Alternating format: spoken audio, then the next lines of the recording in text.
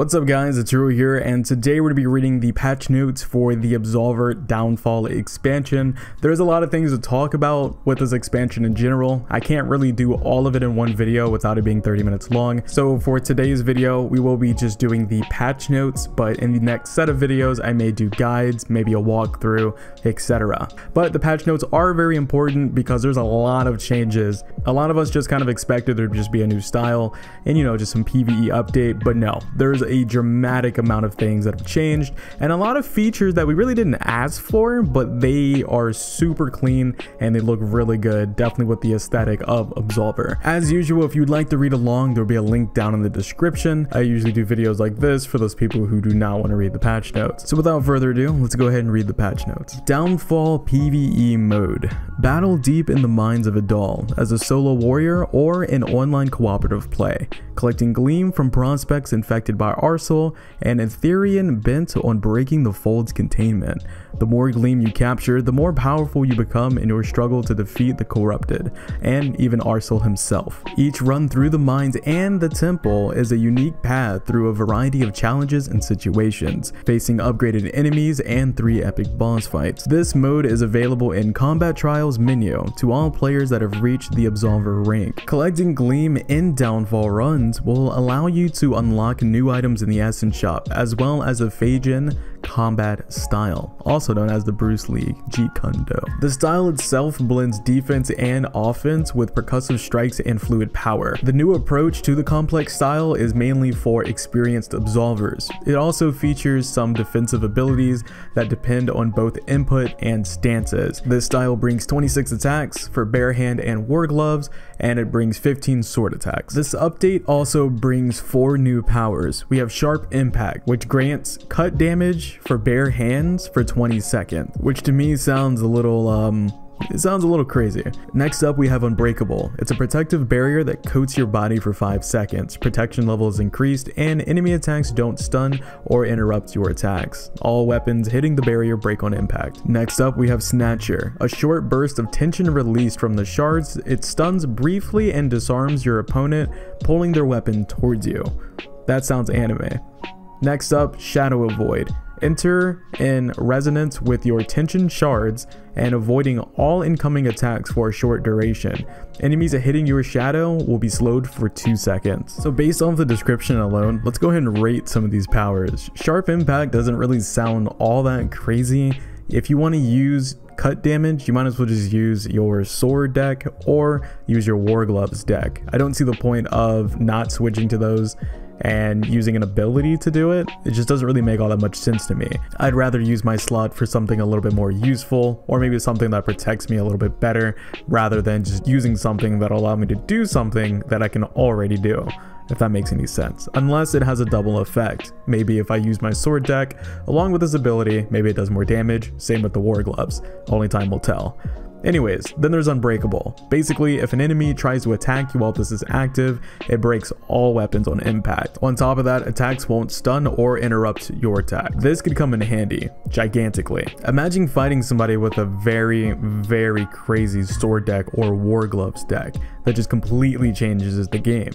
If you have Unbreakable, you can completely change their thought process because their clutch is no longer their clutch. Now the fight can maybe go your way. On top of the fact that attacks don't stun you, nor will they interrupt your attacks. So basically, you now have super hyper armor for a short duration. That's just amazing on its own, at least in my opinion. Imagine 2 people popping this in the middle of a tournament. That would be amazing to watch. But I don't know, I think this definitely deserves top 2, for sure. Then we have Snatcher. Basically snatches a weapon from the enemy.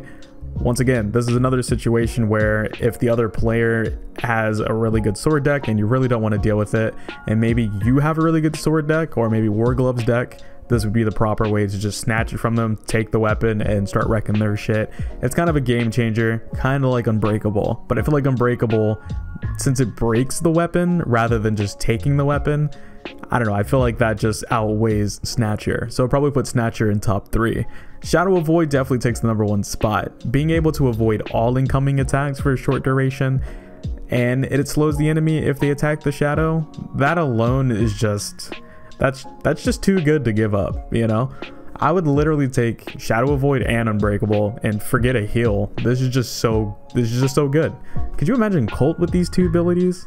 God. Anyways, there's also an update to schools. Absolvers who have reached the disciple ranked in a school or who are mentors of their own can participate in school challenges by equipping all of their school content before heading into 1v1 trials. All wins representing one school count in the school's challenges, with individual and collective performances of the schools bringing rewards every 3 weeks at the end of a season. For the occasion, the overall UI of the school system was revisited, and we hope you like it. We also have 8 new gear sets, which is the Karshi Leader, Tier Tyrant, Tier Commander, Forest Healer, Adalian Carpenter, Essence Prospector, Guide Scholar, and Guide Witness.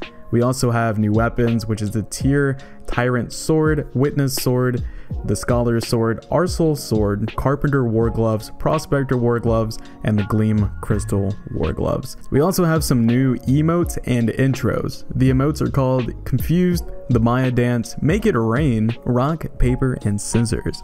We also have 4 new intros, which is Backstrike, Warm Up, Leg Hold, and Dual Start. Also, for those people who may be new to the game, all AI has been reworked. So if you're a guy that was like, dude, PvE is a little too easy, well, go ahead and make a new character and try to run through the new AI.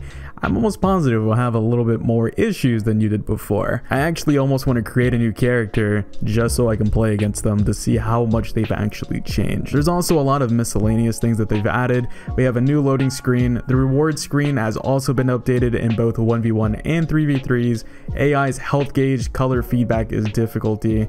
Players can now toggle switch target on attack in the gameplay options. Resilience mechanic has now been added as well, which basically means players will not be interrupted by an attack if his resilience level is superior or equal to the attack power level.